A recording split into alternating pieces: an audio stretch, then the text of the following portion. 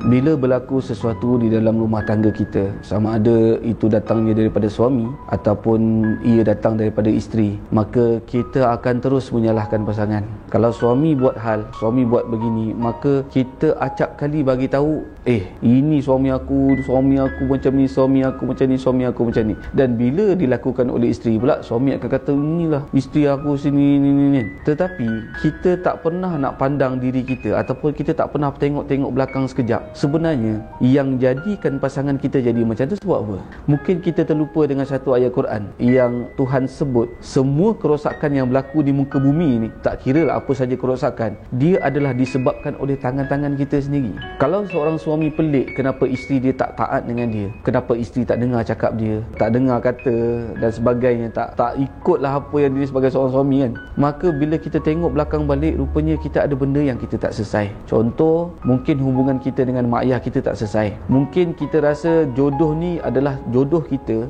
yang cari, kita yang berusaha, kita yang bercinta dan sebagainya. Soal mak ayah suka ataupun tidak, kita tolak tepi, yang penting aku suka. Dan akhirnya bila kita tak dapat keberkatan begitu, kita kahwin dengan seorang perempuan ini, maka bila kita melayari rumah tangga, yang kita perlu dalam rumah tangga tu berkat. Jadi apa berkat yang ada dalam rumah tangga? Sudahlah kita bersama dengan perempuan ni, kita bercinta, kita bawa ke sana kemari, kita dah sentuh dia, kita dah pegang, kita dah buat dosa, dan semua benda tu kita masuk dalam rumah tangga. Kemudian kita terkejut bila dia berperangai begitu, bila isteri bersikap begitu, kita sangat terkejut. Rupa-rupanya kerosakan tu adalah daripada kita sendiri. Kita sendiri dah rosakkan rumah tangga sebelum kita mulakan rumah tangga. Begitu juga dengan isteri, bila mana dia sudah berkahwin, dia sangat terkejut dengan suami, dia salahkan suami, sedangkan dia sendiri semasa sebelum berumah tangga, dia sendiri menolak Allah dalam hidup dia.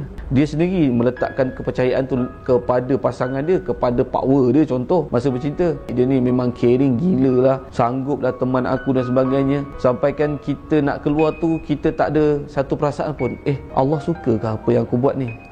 Kita tak ada perasaan tu, tak ada. Malah kita biarkan saja diri kita sebagai seorang perempuan ke hulu ke hilir dengan lelaki yang belum jadi seorang suami. Apalagi kita meletakkan tepi mak ayah kita pun sama, kita lebih percayakan kita punya pasangan cinta kita, dan segala kerosakan tu kita bawa dalam rumah tangga. Kemudian kita terkejut bila suami kita jadi begini. Maka bila kita fikir-fikir balik, sebab tu Allah minta, bila Allah bagi ujian, sebenarnya Allah nak bagi tahu sesuatu, yang kita ni banyak dosa, yang kita ni dah buat banyak sangat silap. Kalau kita tengok belakang balik, ya Allah, banyak sangat. Maka sebab tu bila berlaku dalam masa rumah tangga tu, kenapa kita kena tengok diri kita?